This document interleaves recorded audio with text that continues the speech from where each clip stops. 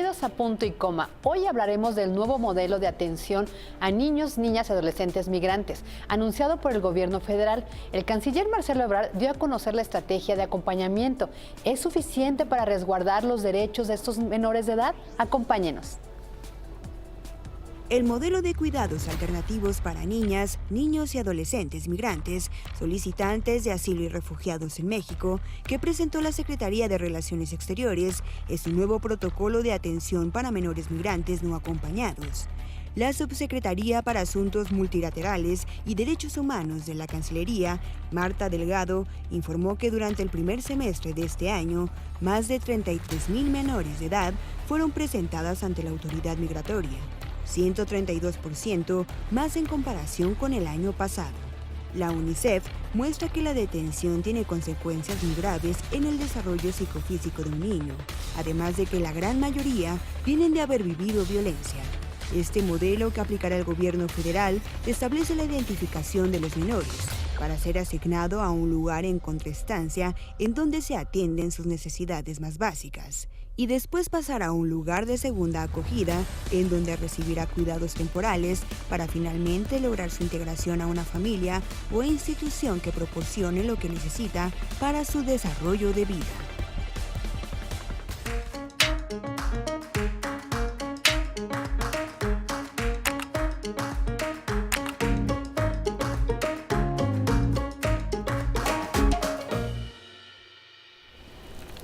Hola, ¿qué tal? ¿Cómo están? Bienvenidos a Punto y Coma. Soy Fabiola Guarneros y hoy tenemos este tema tan interesante, tan preocupante, porque tiene que ver con un fenómeno migratorio en donde el rostro más vulnerable de esta problemática son las niñas, niños y adolescentes que tienen que huir de sus lugares de origen porque no hay las condiciones mínimas ni para educación, ni para salud, ni para seguridad. A veces vienen acompañados de sus padres que también vienen huyendo, buscando un refugio, y a veces no. A veces vienen solos y son presa fácil de todos los ilícitos y todos los horrores que nos podamos imaginar. Así que vamos a abordar este tema con expertos. Ustedes ya conocen a nuestro invitado, consultor, asesor en estos temas, Juan Martín Pérez García. Él es director ejecutivo del REDIM, de la Red por los Derechos de la Infancia en México. Muchísimo gracias, mi querido Juan Martín, por estar con nosotros. Gracias por la oportunidad. Y también está con nosotros Simón Hernández. Él es voluntario en la Clínica Jurídica Alaide FOPA de la Universidad Iberoamericana. Muchísimas gracias. Muchas gracias por la invitación. Pues bienvenidos, y este tema, como les decía, es realmente preocupante, Juan Martín, porque las cifras que conocemos, unas dadas por UNICEF, otras dadas por la autoridad, otras por las propias organizaciones civiles que están en contacto con los migrantes, pues difieren mucho. Pero sí estamos hablando de muchos menores, miles de migrantes hondureños, guatemaltecos, salvadoreños que están viajando solos, expuestos a muchos peligros. Mira, hay que asumir que la migración es una realidad en el mundo global. Los fenómenos migratorios se están dando en todo el territorio, en todo el mundo, es decir, de África hacia Europa, del mundo árabe igual hacia Europa. En Asia también hay otros movimientos humanos. En el continente, digamos, americano, del sur, particularmente ahora Venezuela, con una gran crisis, digamos, humanitaria. 4 millones de venezolanos y venezolanas están fuera, digamos, y con los países vecinos. Y ya hace mucho tiempo la realidad de Centroamérica, México y los Estados Unidos. México es un país migrante. Entonces, hay que asumir que el 30% de la población migrante son niños, niñas y adolescentes, por una condición demográfica. Pero las maneras en las que migran estas poblaciones son generalmente bajo mucho riesgo, obviamente cruzando fronteras sin ningún tipo de documentos y quedando muy expuestos hacia grupos criminales. De tal manera que particularmente las mujeres adolescentes, las niñas adolescentes, son, digamos, como claramente de las presas más buscadas por estos grupos criminales.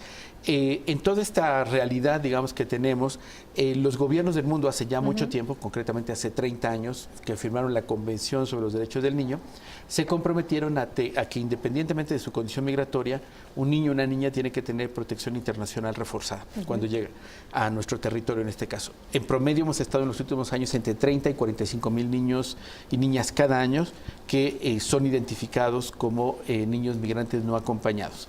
La cantidad es enorme. Y el público se pregunta, bueno, ¿cómo es que hay padres o madres irresponsables que dejan venir solos a sus hijos o incluso que vienen con ellos? Pero valdría la pena recordar que la migración, si bien es un derecho humano, en realidad está siendo una obligación para sobrevivir o una alternativa de sobrevivencia. La mayor parte de personas migrantes que tenemos en estos éxodos son hondureños. Los niveles de homicidios y de violencia que se viven en Honduras solo son comparados con los que tenemos en México. Y quizás otra ilustración que pueda ayudar al público, el 40% de los niños y niñas en Honduras no van a la escuela. Porque no hay infraestructura, no hay escuela, no hay lugar donde puedan ir ellos, me refiero a educación básica. De tal manera que si un padre o una madre de familia quiere pensar en un futuro para sus hijos, no es tristemente en este país. Y obviamente esto se está repitiendo en Guatemala, en El Salvador. Y nuestro país, que también es, digamos, como insistió migrante, en realidad tiene muchas condiciones para poder recibir a esta población de una manera respetuosa de sus derechos. Y obviamente eso tristemente no se ha realizado. Con el paso del tiempo se ha deteriorado y aunque tuvimos en la primera etapa de esta administración pareciera una visión distinta de respetar los derechos humanos y demás, en cuanto el señor Trump condicionó los aranceles, la población migrante, entre ellos niños y niñas, se convirtió en la moneda de cambio y cambió totalmente la política y ahora tenemos a policías de todo tipo, a la Guardia Nacional cometiendo atrocidades que pues como muy lamentable ilustración, hace ya más de una semana fue asesinado un joven salvadoreño cargando a su hija de 8 años, un grupo de familias, y él es, entre otros, las víctimas atacadas. Y las versiones de que sí había sido un intercambio de disparos, que sí era un criminal, cuando todo va demostrando claramente que era un acto de racismo y xenofobia como el que hemos vivido en El Paso, Texas. Y bueno, ahora tenemos al Estado mexicano rasgándose las vestiduras, gritando, cuando aquí en nuestro territorio hacemos eso y peor con las personas migrantes, particularmente niños y niñas pequeñas. Y justo, Simón Hernández, quiero tomar las palabras que dice Juan Martín, porque el tema es que México de alguna manera cedió a los chantajes, a la presión del gobierno de Estados Unidos por el tema del tratado, el acuerdo comercial. Y al ceder, cierra las fronteras, incluso refuerza todas las medidas para detener la migración. Vimos los primeros episodios en la frontera sur de nuestro país, cuando empiezan a cerrar, cuando se despliega la Guardia Nacional para evitar, ya hay más patrullajes, ¿no? De repente veíamos a gente del ejército en la frontera norte, cosa que no se veía.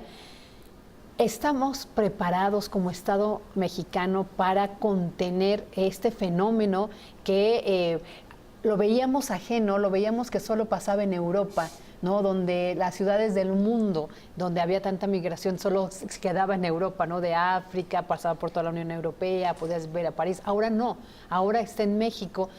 Los migrantes de Centroamérica los podemos encontrar no solo en el sur de nuestro país, también en el centro, en el norte, en la Ciudad de México, en diversas colonias de la Ciudad de México, porque ya es una realidad.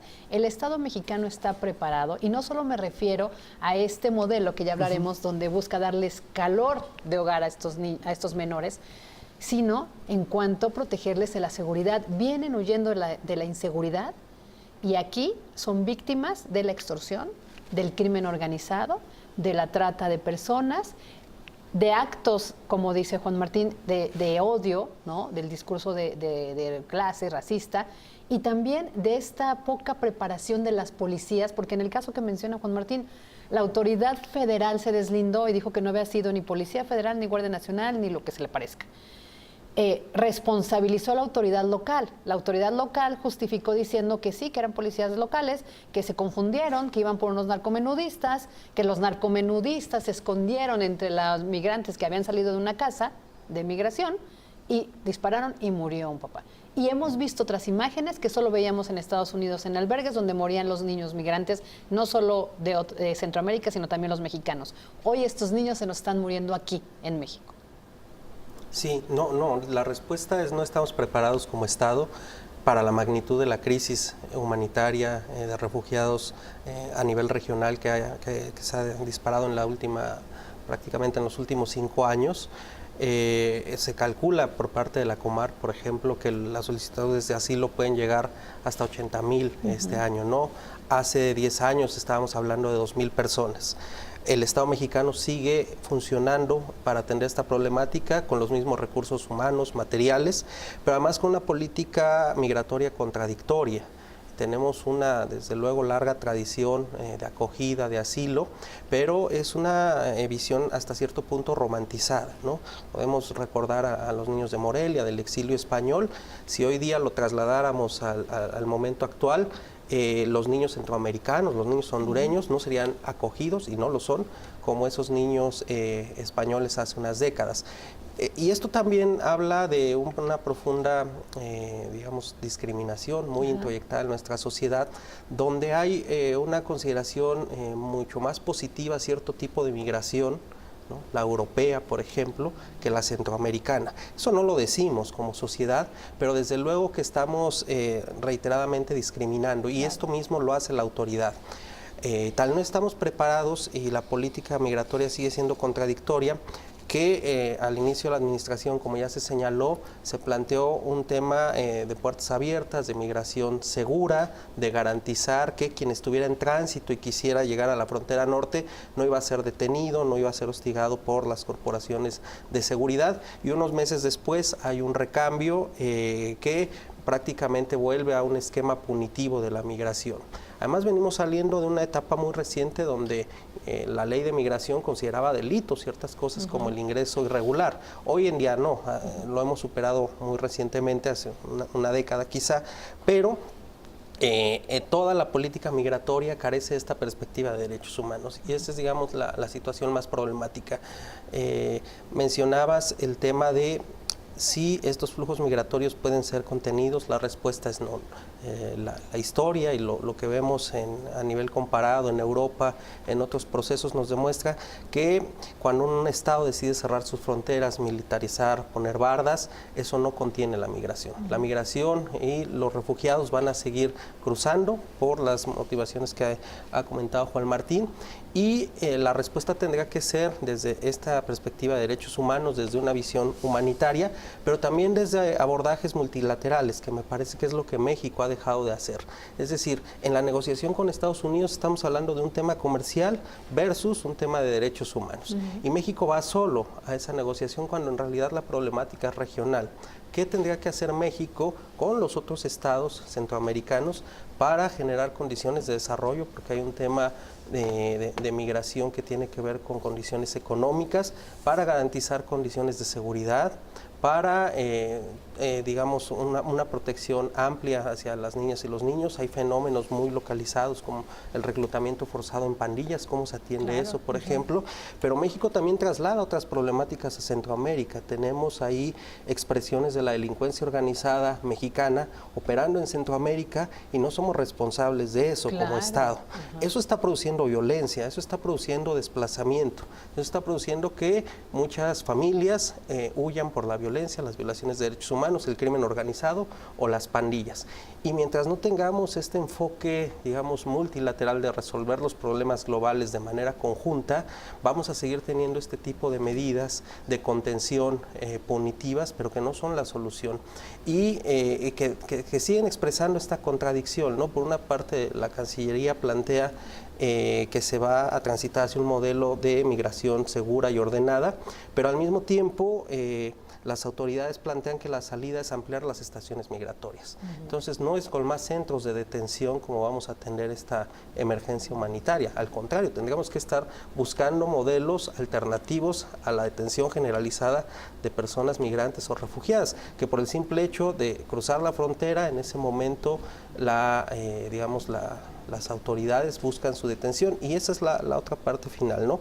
La sensibilización hacia las autoridades municipales, estatales, federales. Se sigue viendo la migración como un delito, y en esta medida las autoridades siguen actuando para detener, para perseguir, cuando en realidad es una condición irregular su estancia, y es un tema administrativo, pero que no tendrá que ser combatido con toda la fuerza del Estado, ¿no?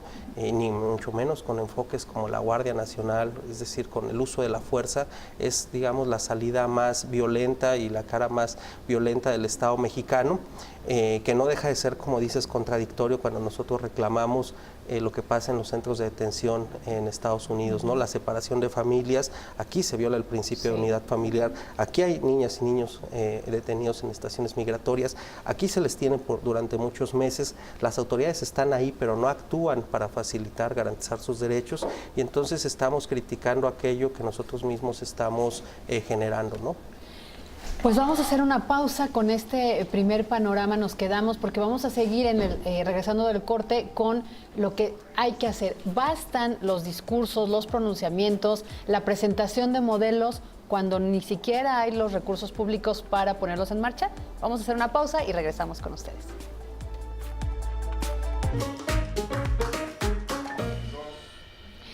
Regresamos con este tema en Punto y Coma. Estamos hablando de estos menores de edad que huyen de sus países por la violencia, porque no hay educación, porque no hay acceso a los sistemas de salud, porque no tienen las condiciones mínimas para tener una vida digna. Y de repente, hay que decirlo, su fin, su meta es llegar a Estados Unidos. Ese es el objetivo. En el paso, en el trayecto, tienen que pasar por territorio mexicano que se ha vuelto totalmente peligroso. Aquí operan y siguen operando en total impunidad el crimen organizado que extorsiona, que secuestra, que se roba a las niñas, que capta coopta a los menores para que se vuelvan halcones, pequeños sicarios. Es decir, hay una gran problemática y eso no estamos sumando la propia mentalidad de discriminación que tenemos los mexicanos y que no nos permite avanzar. Estábamos repasando las cifras y el canciller Marcelo Ebrard informó que en el primer semestre de 2019 fueron presentados ante la autoridad migratoria 33,000 niñas, niños y adolescentes. Esta cifra aumentó 132% respecto a 2018, cuando solo fueron 14,000. Y de los cuales 33,000 menores, 75% iban acompañados, pero 8,000 menores no. O sea, hay 8,000 menores que entre los mitos y realidades también están siendo utilizados por estas bandas de traficantes de personas o polleros para ofrecerlos y que puedan entrar con otras familias para pedir asilo en Estados Unidos. Ya son moneda de cambio. Mira, hace mucho tiempo que la presencia o el control territorial del crimen organizado para el tema migratorio es una realidad. Recordemos muchísimos asesinatos, masacres que ocurrieron. Quizás la más cruenta fue San Fernando, 72 migrantes de manera brutalmente asesinados, y que fue la demostración de cómo el cártel de los Zetas en aquel momento estaba tomando control de la migración, de toda la ruta migratoria. Esto significó, por supuesto, un gran negocio con una fuerte implicación de autoridades de todos los niveles, federales, estatales, municipales, porque da la vertiente de esclavitud laboral, y hay muchos testimonios de centroamericanos que fueron llevados de manera, por supuesto, ilegal a plantillos de marihuana, laboratorios clandestinos de droga, y que fueron asesinados ahí, víctimas de esclavitud laboral. Pero lamentablemente mujeres, sobre todo jóvenes, víctimas de esclavitud sexual. Esto es conocido, documentado, se ha denunciado, pero la participación corrupta de las autoridades de todos los niveles ha impedido que esto cambie. Es importante hacer este contexto porque los flujos migratorios no se van a detener. Los éxodos lo que hicieron de alguna manera fue tratar de buscar una manera conjunta de protegerse, ya no por la autoridad, sino ellos mismos en grandes movimientos humanos que les representaba mayor ventaja. Aquí hay el factor, digamos, nuevamente niños y niñas, que hemos hablado de 30% en promedio, que vienen con sus familias, y particularmente los niños no acompañados, que son sobre todo personas adolescentes, varones en su gran mayoría, y que fue muy lamentable como frente a casos, por supuesto, que pueden existir de niños que se reúnen en la misma dinámica de sobrevivencia con otros adultos para ser protegidos. Esto se convirtió en un argumento publicitario de las autoridades para justificar diciendo que eran usados, rentados, alquilados. Por supuesto que nadie puede descartarlo, pero es obligación de la autoridad mostrarlo. Claro, Es decir, ajá. ¿dónde están las personas detenidas que rentan a los niños? ¿Dónde están los traficantes de niños y niñas? Porque es un poco como lo que hace Andrés Manuel López Obrador todos los días. Hay 3 frases recurrentes. Tengo otros datos, fue la administración pasada y... perdón, que voy a este punto, es el tema de señalar el hecho sin carpetas de investigación. Claro, sí, sí. Entonces es la corrupción, lo que sea, pero no hay carpeta de investigación. Entonces, la autoridad es la responsable de garantizar la vida, la integridad, la dignidad de un niño o una niña que está en territorio nacional, sin importar su condición migratoria, porque como ya explicó Simón, es un hecho administrativo, pero su vida tiene que estar protegida.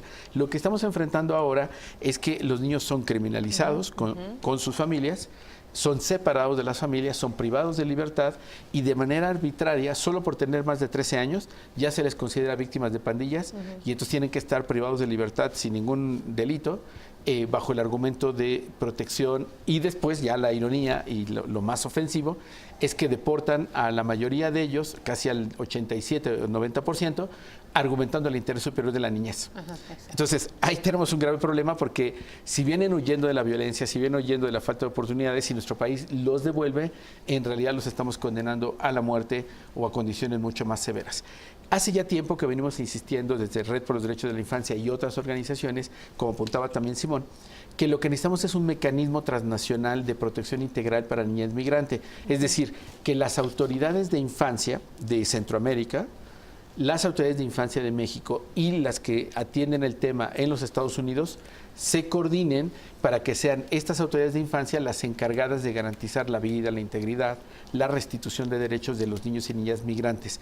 Porque de otra manera solo los deportamos como país, pero ellos van a volver a regresar, que es lo que se conoce como niños de circuito. Hay niños y niñas, sobre todo varones, adolescentes, que llevan 3 o 4 intentos y que claramente son los más expuestos a ser cooptados o reclutados por grupos criminales. Entonces, la responsabilidad que tiene el Estado mexicano no solamente es de propaganda, de decir cosas como el anuncio que hizo hoy el canciller, un anuncio vergonzante, cuando lo que necesitan los niños y niñas de este país, migrantes, es restitución de derechos, anunciar que van a repartir juguetes y regalitos en las estaciones migratorias cuando es ilegal tenerlos privados de libertad, cuando hay mandatos judiciales desde octubre del año pasado que obligan al Estado mexicano a tener un registro, una identificación, a que los niños y niñas no estén privados de libertad, no estén separados de sus familias y que puedan restituirse sus derechos. Y lo que tenemos es desacato pleno y absoluto. En la semana pasada, el miércoles, también el canciller con la UNICEF México y el DIF, el Instituto Nacional de Migración, presentaron un modelo, así lo llamaron, un modelo justamente para cuidados alternativos para estos menores de edad, solicitantes de asilo y refugiados en México. Y en este modelo pues se busca identificar y dar protección a estos menores. Uno de los anuncios que más llamó la atención es el de, identificar al menor, como bien lo dice Juan Martín, que ese debería ser el primer paso, identificar al menor, darle atención primaria y reunificar, primero, si está la familia, contactarla, reunificarla. Si no está, ¿no?, y hay alguna pariente que esté en México, que ya haya llegado, pues también la idea es reunificarlo. Y si no, darle opción a que tengan los cuidados de una familia alternativa, que en este caso sería una mexicana. ¿Estamos preparados para eso? No, me parece que es un modelo que tiene fundamentos interesantes que apuntan, digamos, hacia la construcción de una política distinta, pero que nuevamente evidencian la contradicción entre el discurso y la realidad. Y en una, digamos, práctica muy recurrente en México de querer transformar todo con normas legales, con cambios legislativos, en este caso con un modelo. Eso está bien, sienta una primera base, pero las normas por sí mismas no transforman la realidad si no tenemos estos otros esfuerzos, ¿no? Como bien decía Juan Martín, hoy es mucho más fácil que crucen armas en la frontera que crucen personas. Entonces vemos cómo las prioridades están muy mal entendidas, ¿no? Sellar la frontera para que no transite la migración, pero sí todo lo que entre México y Estados Unidos genera y dispara el fenómeno de la violencia. Eso no está siendo, digamos, atendido con el énfasis que debiera tener por parte de la Cancillería, por ejemplo. Y también quisiera un poco introducir el tema de los recursos económicos. Siempre hay una justificación, muchas veces sesgada por la discriminación de le van a quitar a los mexicanos para darle a los centroamericanos. Y esto no necesariamente es así. Primero porque es un tema humanitario, ¿no? Estamos hablando de personas cuya vida está en riesgo y que su única alternativa es cruzar la frontera. Pero también porque quitamos, digamos, el foco de la obligación que tienen las autoridades, por ejemplo, en el tema de seguridad pública. Ahí es muy claro cómo estos cárteles que han copado las rutas migratorias que tienen enclaves territoriales, donde prácticamente mandan ellos, y que han obligado, digamos, a los migrantes a tomar otro tipo de alternativas, justo porque la política migratoria en México es de contención, cómo la falta de garantía de seguridad pública afecta al migrante hondureño o salvadoreño, pero también al nacional mexicano, ¿no? En tanto no se atiende, digamos, el fenómeno de la violencia y la seguridad pública, eso no implica que se priorice a unos en detrimento de otros. Y en todo caso, lo que tendríamos que estar exigiendo es que si hay condiciones humanitarias de asistencia, en este caso a las niñas y a los niños centroamericanos, porque de ahí viene el flujo principal, pues que también lo tengamos en congruencia con las niñas y los niños mexicanos. Pero lo que tenemos es un Estado que tiene un discurso muy garante de los derechos humanos, pero que en el momento de establecer esto cae en profundas contradicciones, ¿no? Entonces no podemos tener un modelo de atención integral cuando tenemos desplegada la Guardia Nacional. No podemos plantear un modelo de alternativas a la detención en libertad cuando lo que hace Migración y ha estado anunciando es ampliar las estaciones migratorias. Entonces, digamos que las buenas intenciones se ven contradecidas por la práctica de las autoridades. Ahora, en ese modelo había algo que a mí me preocupó, Juan Martín. La verdad es que como una iniciativa se escucha muy, muy bien, porque fíjense, este modelo, basado incluso en otras experiencias internacionales, está básicamente funcionando, o funcionaría, porque la verdad no está funcionando aún, en 4 etapas. Identificación del menor, atención o primera acogida, que es que este DIF o esta Procuraduría del Menor los ubique, sepa quiénes son, de dónde vienen, si tienen familiares o no, si hay familiares en Estados Unidos, les den en este primer momento atención y dice, en esta etapa se proporcionan los servicios necesarios como salud, atención emocional, educación, cultura, deporte y recreación, entre otros, y se realiza el trámite para obtener un estatus migratorio regular en México. Esa es como la segunda etapa. La tercera, segunda acogida. Está pensada para quienes permanecerán más tiempo en el país, como los solicitantes de asilo, refugios o por protección complementaria. Hay 2 modalidades, la familia, la que es la que está con ellos o que la pueden ubicar, y la familia ajena, es decir, una familia mexicana o la residencia en un CAS, en un centro de atención. Y luego el egreso, y en el egreso, si se queda el egreso de este centro con la familia mexicana o con la familia, también provee darle todas estas pues derechos de atención emocional, educación, salud.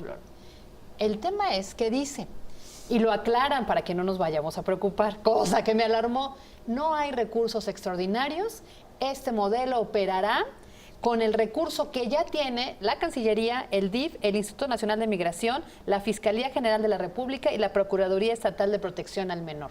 O sea, sin recursos, Juan Martín. Mira, es que, bueno, yo me río para no llorar. Espérame, vamos a ir al corte para poder reír, llorar a gusto. Lloro mientras tanto. Y regresar con ustedes. No se vaya, acompáñenos.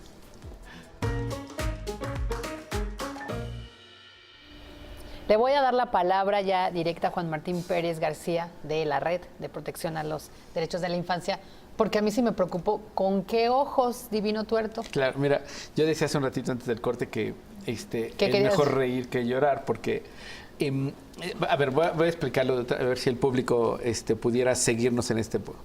Cuando hablamos de política pública, que tiene que ver con obligaciones del Estado, quien cobra impuestos, los funcionarios se postularon a un puesto de elección para cumplir las leyes. Vale. El tema es que cuando no tienen capacidad o voluntad para cumplir con la ley, un método viejo no es invención de esta administración, es un método viejo, es generar propaganda, es generar anuncios. Y como ya explicaba también Simón, el deporte de crear leyes. Entonces México tiene 80,000 leyes preciosas, fantásticas, que no se cumplen, ¿no? Es lo que en la Organización para la Cooperación y el Desarrollo Económico, la OCDE, que integra las 20 economías más grandes del mundo, de las cuales México forma parte, se conoce y se define a México como un país de frágil institucionalidad o de porosa institucionalidad. Entonces, significa que tenemos gobierno federal, gobiernos estatales, 32, y 2,467 municipios.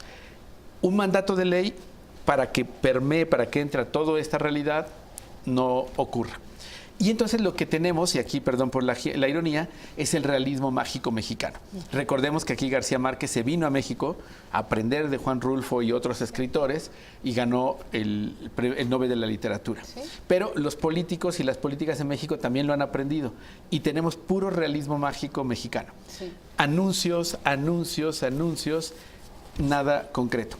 Se anunció hace más de una semana y es importante acotarlo. UNICEF aportó al Estado mexicano como organismo internacional de asesoría técnica el modelo que se usa en Europa, en Italia, en España, que es el que conozco con más detalle, personalmente. Y es maravilloso. Pero el pequeño problema es que México tiene otros antecedentes que harán imposible la aplicación del modelo. Es muy bonito, está fantástico, pero tenemos realidades. Datos. Sí. Tú hace un ratito mencionaste al menos 8,000 niños, niñas y adolescentes no acompañados que están en territorio nacional. 8,000. Pero tenemos antes, hasta 2015, de acuerdo a datos del INEGI, 33,000 niños y niñas en albergues en México. Okay. Entonces ya nos suman aproximadamente 40,000. Estos 33,000 que ya estaban antes de la crisis humanitaria están atendidos en 900 albergues de sociedad civil, que no tienen presupuesto público.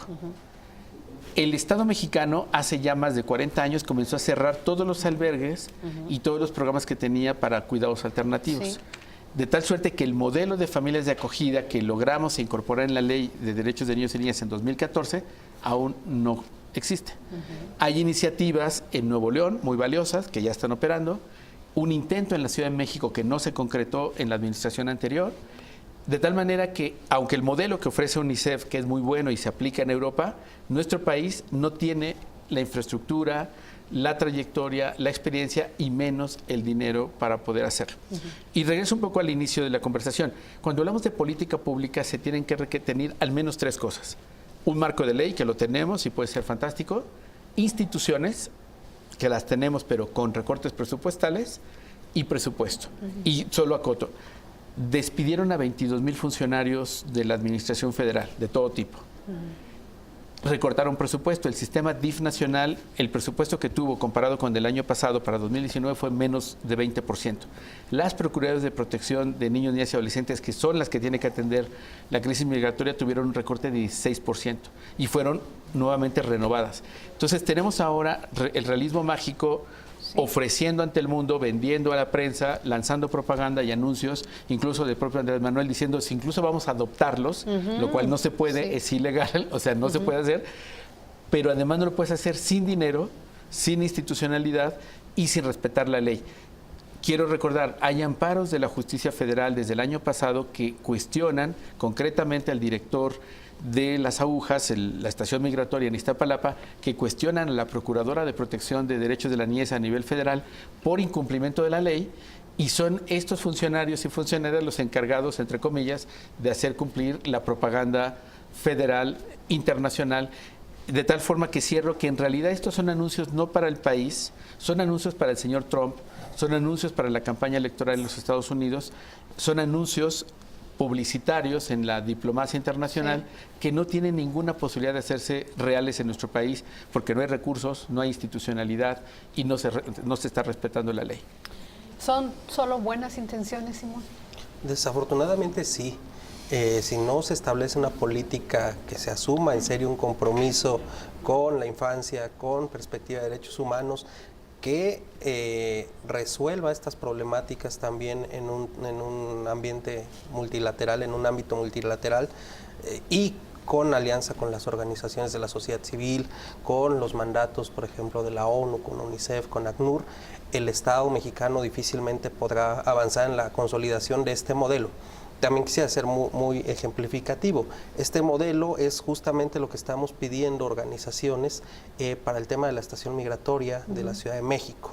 Y tenemos varios meses en un proceso judicial en donde justamente la Procuraduría de Protección y el Instituto Nacional de Migración no cumplen con este modelo. Se niegan a dar alternativas en libertad, planes de alojamiento, planes de restitución, y no lo podemos hacer con un universo, digamos, reducido, que además es una temática paralela. No sabemos ni siquiera cuántos niños, niñas y adolescentes hay en las estaciones migratorias, ¿no? Ese es un tema clave, porque el Estado o las autoridades de migración tienen una información sesgada, por una parte la información que proporciona migración, por otra parte la Comar. De estos, por ejemplo, 30,000 que han ingresado en este año, hay al menos 4,000 que solicitaron asilo en México en los primeros 4 meses. Y nosotros decimos, ¿dónde están esos niños que ya están ubicados como solicitantes de protección internacional? ¿Siguen en estaciones migratorias? ¿No están en estaciones migratorias? ¿Cuánto tiempo llevan ahí? ¿Tienen asistencia judicial integral, etcétera? ¿Han sido contactados con sus familiares? No sabemos esa información. Y es algo tan elemental que hoy en día las autoridades se niegan a proporcionar. En el caso de las agujas nos dijeron que para mayo, que fue cuando nosotros iniciamos con estas acciones, había 156 niñas, niños y adolescentes. Después, un actuario judicial va un par de semanas después y dice que solo encuentra 5. Y entonces nosotros decimos, ¿por qué Migración no da una explicación de dónde están los otros 149? Las propias organizaciones llevamos un censo de 38 y ahora Migración parece que se olvidó de los 156 y solo envía información de los 38.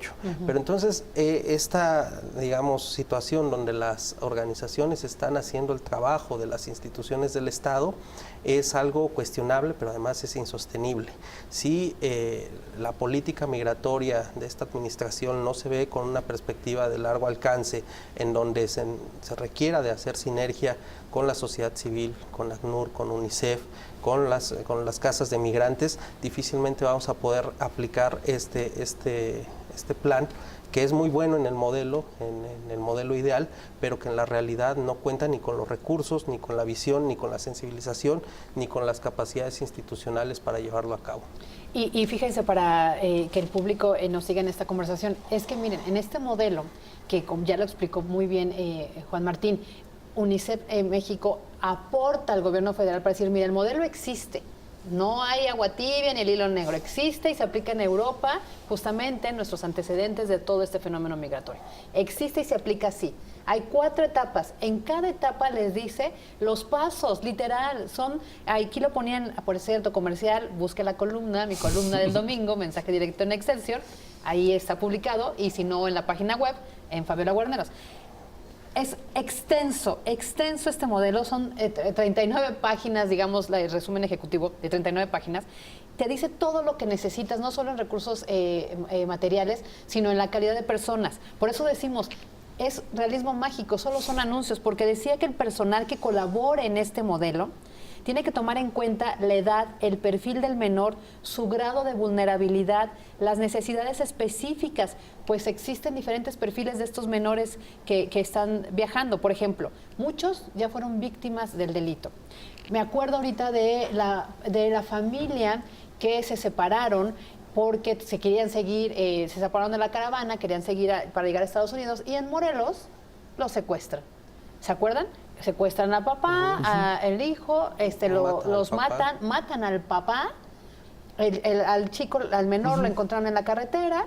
Resulta que el menor dijo, es que veníamos más y nos separamos, el resto de la familia los encuentran en Guanajuato, ¿no? Entonces, este menor ya fue violentado, ya ni me imagino lo que vivió en el paso del tren, de la Bestia, o sea, digamos, del sur de nuestro país, al llegar a Morelos, donde ahí mataron al papá. O sea, es un menor víctima de violencia. Después dice, trata de personas, violencia extrema, de la que venían huyendo, en el caso de Honduras, lo que decíamos de Guatemala, ¿no? De aquí mismo, encerrados en cajas de trailers aquí en México, encontrados en bodegas aquí en México. Luego, comunidades indígenas, muchas. Niños con, menores de edad con discapacidad, muchos con trastornos, que estamos hablando de todo lo que hay ahora, TDA, autismo, que ni deberíamos espantarnos, es parte de nuestra realidad y que hay que atenderlos. O que pertenecen a poblaciones de gay, ¿no? Es decir, se necesitan psicólogos, trabajadores sociales, se necesitan médicos, se necesitan maestros, se necesitan pedagogos, se necesitan profesionales en cada área, además de elementos para identificar, ubicar a la familia, la parte de seguridad. No hay con qué. Me encantó ese, es un realismo mágico. Vamos a hacer una pausa y regresamos.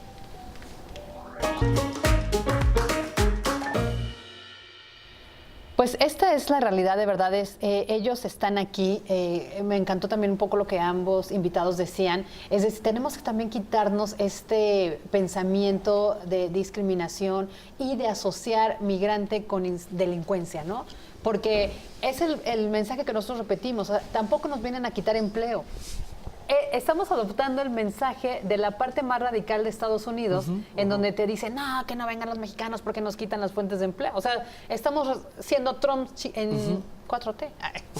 Sí, racializando un discurso que asocia la migración con lo negativo, con la pobreza, con la violencia, con la delincuencia, incluso desconociendo que nuestro propio país tiene una matriz cultural amplia que se fundó a partir de identidades muy diversas y que somos un país también de migrantes, ¿no? Entonces es un poco como volver los ojos a nuestra propia historia y no adoptar estos discursos que en Europa y en Estados Unidos han estado generando además actos de violencia contra la diferencia, ¿no? Contra el que profesa otra religión, contra el que habla español, contra el que es latinoamericano. Eso es muy preocupante porque estamos volviendo a una época muy oscura de la humanidad en donde la diferencia es una causa para que no solo se te persiga, sino incluso se te violente, se te aniquile. Y esto está pasando mucho en México con este discurso de que los migrantes son malos o son delincuentes. Sí, fíjate que hay que tener mucho cuidado que... Sí. Bueno, primero, lo deseable de cualquier ser humano es la coherencia, ¿no? Y precisamente me parece valioso lo que referías porque estamos teniendo a muchos Juan Trump en nuestro país, ¿no? Recordemos la campaña de Trump cuando habla de su argumento para el muro y pedir el presupuesto es que los mexicanos que llegan a los Estados Unidos son violadores, ladrones, flojos y que representan una carga impositiva para los americanos, ¿no? Los norteamericanos. La realidad dista mucho de eso, o sea, lo que está sucediendo es que los mexicanos, casi 21 millones de mexicanos en los Estados Unidos, aportan mucho al Producto Interno Bruto norteamericano, son los que tienen trabajos más precarios y prácticamente todas las familias mexicanas tenemos un familiar en los Estados Unidos. O sea, y todos tenemos historias y sabemos la discriminación, los malos tratos, la injusticia que viven, no, si tienen ya ciudadanía o residencia o si la mayoría, pese a estar décadas allá, no la tienen. Y esa vivencia, como lo apunta Simón, tenemos que tenerla presente todo el tiempo. O sea, no podemos ser incoherentes y reclamar aquello que nosotros no estamos haciendo para los centroamericanos. Hay mucho dolor, mucho enojo en Centroamérica porque ya tenemos varias décadas que México le volteó la espalda a Centroamérica y más allá de la franja específica de frontera, Guatemala, México, donde no importaban los tratados internacionales, pero en general México ha agudizado y ha hecho muy rígidos sus trámites migratorios. Venir de Centroamérica a México es muy complicado. De hecho, es más fácil conseguir la visa americana que tener la visa mexicana, por costo, por trámites. Ahora mismo nosotros estamos organizando un encuentro de niños y niñas de toda América Latina en México y lo más complicado que está haciendo es traer a los niños de Centroamérica. Y es una cosa totalmente injusta porque son niños que vienen con todo cubierto y pagado por la organización, pero nuestros consulados de México en Centroamérica no solamente no lo escuchan, no lo atienden, sino tienen claramente el mandato de frenar la participación de personas centroamericanas en nuestro territorio. Y eso genera, por supuesto, afectaciones en la dinámica cotidiana y cultural de las personas, pero también, por supuesto, trastocan los vínculos de país, ¿no? Vamos a llamar la buena vecindad.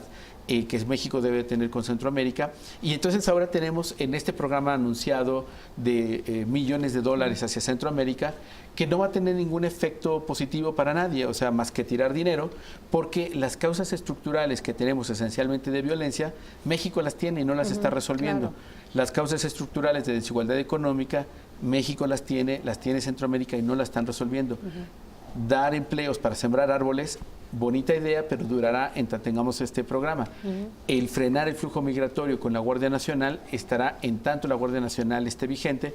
Cuando venga otro nuevo gobierno y reinvente el país y quita todo lo anterior, regresaremos a las dinámicas. ¿A dónde entonces voy? Sí. A insistir que México necesita realmente construir política de Estado, reconocerse como un país global que requiere la articulación con los países de la región, como hemos mencionado, en el caso específico de niñez, un mecanismo transnacional de protección integral de niñez migrante que le permita articular a las autoridades locales, me refiero municipales, estatales, las autoridades de Centroamérica, las norteamericanas, y sobre todo esto es para garantizar la vida, la integridad y el futuro de los niños y niñas que no decidieron ser migrantes, que no decidieron venir a México, que tampoco están decidiendo sufrir, pero sí es obligación de todas y todos exigir a que los recursos públicos, el mandato de ley que está establecido se cumpla y no sigamos violentando a estos niños y niñas. Yo invito al público a que piense en esta niña de 8 años, que va en los brazos de su padre, es atacada por las autoridades mexicanas, muere frente a sus brazos, digamos, el padre de esta pequeña, y ahora está en un albergue, sin su familia, a miles de kilómetros de distancia de lo que significa estar en un país extraño, ajeno, con el dolor del asesinato de su padre y la ejecución extrajudicial, con un tío detenido en una estación migratoria. Esto es lo que México quiere para sus niños, para los niños de Centroamérica. Cualquier ciudadano de este país fue por lo que pensó que el cambio venía, fue por lo que pensó que valía la pena votar por una nueva forma política. Es la pregunta, o sea, tenemos que respondernos. Si no es un tema de cuestionar esta administración, porque reitero, no es un tema solo de esta administración, lo hizo Peña Nieto, lo hizo también Calderón, es hasta cuándo nuestro país realmente va a tener dignidad para construir una política diplomática con los Estados Unidos que no sea tener la bota en el cuello y que no sea cumplir los caprichos electorales. Todo lo que está sucediendo ahora, toda la propaganda que está haciendo la Cancillería es para lograr la reelección de Trump, triste y terriblemente con recurso público mexicano. Vamos a una pausa con esta reflexión de Juan Martín. Vamos a pensar en esa niña. Solo regresamos para despedirnos. Muchísimas gracias, Juan Martín Pérez García, de la Red por los Derechos de la Infancia. Muchísimas gracias, Simón Hernández, de la Clínica Jurídica Alaide de FOPA, de la Universidad Iberoamericana. Y yo los invito a que se queden con las dos reflexiones de nuestros expertos, de nuestros invitados. Pensemos en esta niña salvadoreña y pensemos en la imagen, Simón, del menor que muere. ¿Era niña también? Niña también, que muere dentro de la camisa del padre, también ahogados en esta persecución. Pensemos en ellos. Muchísimas gracias. Quédense en la programación de Excelsior Televisión.